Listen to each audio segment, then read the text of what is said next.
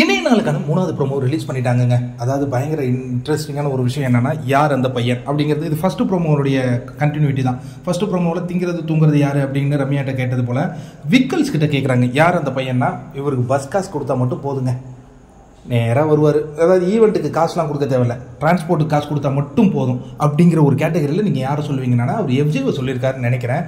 உடனே இவர் எழுந்திருக்கிறார், யார் வாட்டர்மெலன். என்ன விக்கல், ஒரு விஷயத்த சொன்னால் ஆணி அடித்த மாதிரி சொல்லணும், நீங்கள் என்ன வந்து மேம்போக்காக சொல்லிட்டு போகிறீங்க, சரியில்லையே. அவன் நான் வந்ததுலேருந்து பார்க்குறேன் சீக்கில் படுக்கிற கோழி மாதிரி பெட்ஷீட்டுக்குள்ளேயே படுத்துட்டு கிடக்கிறான். நாமினேஷன் ஃப்ரீ பாஸ் வாங்கி அவன் சேவ் ஆகிட்டு இருக்கான்.